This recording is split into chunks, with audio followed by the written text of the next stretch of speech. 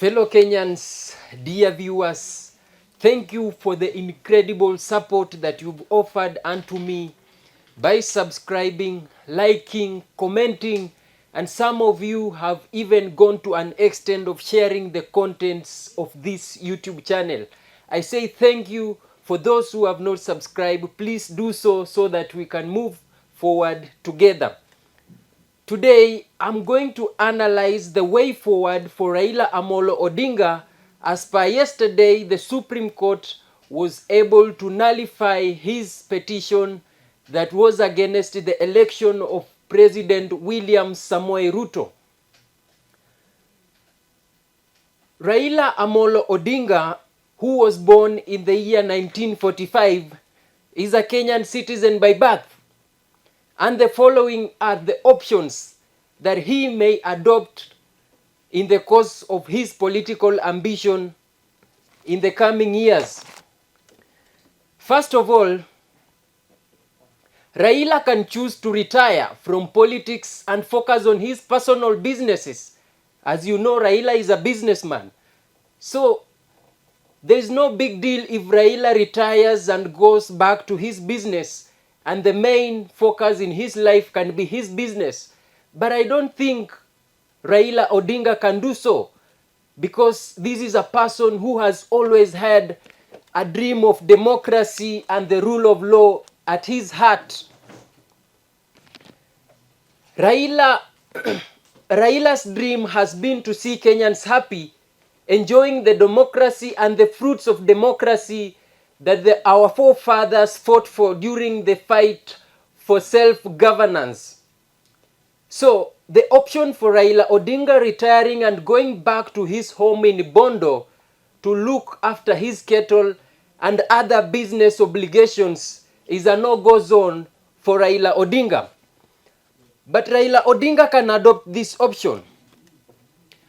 Raila Odinga can continue to fight for democracy and the rule of law in Kenya, not as a politician, but rather as a fighter of democracy, as a fighter of freedom, as he has always done. You remember, Raila Odinga is the person who has been establishing or who has been bringing to light all the dark things that the government and the previous regimes have been doing. You remember, Raila Odinga is the person who brought to light the famous scandal of the NYS that involved the now governor Anne Waiguru. You remember so many scandals that Raila Odinga brought into light, and they were able to be investigated, although we've not found those who are guilty have not faced the music, or rather that story, we leave it at that end for the judiciary to perform its duties. But Raila Odinga can continue to fight for the freedom, democracy, and the rule of law of this country. Now, not as a politician, but as a freedom fighter. Raila Odinga can also be the official opposition leader of the current regime. And that is the duty that Raila Odinga can do best. This duty involves performing the function of checks and balances to the current government. And this will ensure that William Ruto, who is now the president-elect, is kept on toes so that he does not go against the constitution or does not go beyond what the constitution requires him to do. Raila Odinga has performed this function of the official opposition leader in the previous years, and some of the media stations have termed him as the self-proclaimed opposition leader. But I do not adopt this title as a self-proclaimed opposition leader, but rather Odinga can be an opposition leader who will be fighting for the freedom, justice, and the rule of law for Kenyans. And this can be very perfect for him rather than retiring and going back to Bondo as many have expected. Raila Odinga can also adopt the option of going back into politics. Raila Odinga can renew himself and vie for any position, any political position in Kenya, in any part of this country, because no part or no section of the constitution bars him from vying for any political seat. I mean, Raila can go back to the ballot come the year 2027. Why?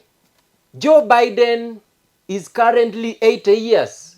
He was born in 1942 and Raila was born in 1945. Age does not restrict Raila Odinga from vying any political position in any part of this country. The constitution allows him to vie for any position, any political position in any part of the country, not only limited to the position of the president. He can go back to the ballot come the year 2022 and vie as a presidential candidate. I can confirm this by reading to you sections 137 of the Kenyan Constitution, which says, a person qualifies for nomination as a presidential candidate if the person, A, is a citizen by birth. Raila Odinga is a Kenyan citizen by birth. He was born in Bondo. And most of you know that.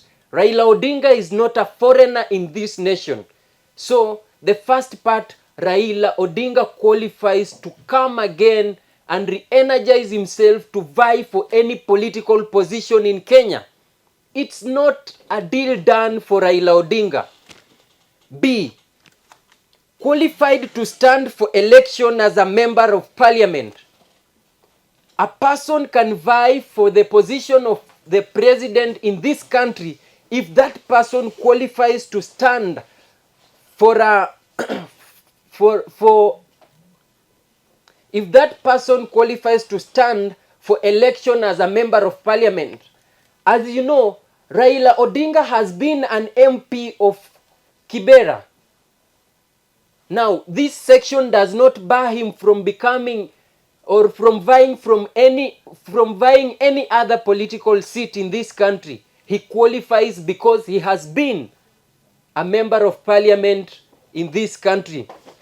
C says that is nominated by a political party or an independent candidate. And D says is nominated by not fewer than 1,000 voters from each of a majority of the counties. Do you think Raila Odinga cannot afford 2,000 signs to endorse him as an independent candidate? Raila Odinga has a massive followership in this country, even in the whole world. Raila Odinga can command this country. So, that aspect of him gaining 2,000 or getting 2,000 endorsement or signs for him to stand as an independent candidate is a pass. It's like sipping porridge for Raila Odinga. What about is nominated by a political party? Raila Odinga is the owner of Orange Democratic Party, that is ODM. This is a clear indication that ODM can yet again give Raila Odinga a direct ticket to vie as the president of this country come the year 2022 or any other political position in this country. The Constitution also says a person is not qualified for nomination as a presidential candidate if the person, A, owes allegiance to a foreign state. We know Raila Odinga does not owe any allegiance to any other foreign state because Raila Odinga has qualified in the previous elections to stand as a presidential candidate. Now, in 2027, what bars him away from vying from this political position? He qualifies. Raila Odinga is a Kenyan citizen by birth. He does not owe any allegiance to any foreign state. B, is a public officer or is acting in any state or other public office. We know Raila Odinga does not hold any public office. Raila Odinga is a Kenyan politician. He is the retired Prime Minister of the Republic of Kenya in the past regime, that is 2008 to 2013. And that position expired. Now we call him the retired Honorable Raila Odinga. This means that Raila Odinga does not hold any other public office unless His Excellency William Samoei Ruto offers him one. And I don't think if Raila Odinga will accept to work with Ruto. But they say there is no permanent enemy in politics. But as per now, Raila Odinga does not hold any public office that will bar him from vying any political position, including the presidential position. Now, those are some of the few options that Raila Odinga can adopt in his political journey, or either retire and serve his personal obligations, businesses, looking after cattle, looking after his grandchildren, and tending his farm. Thank you for watching. For those who have not subscribed, please do so, comment, like, and share. Thank you.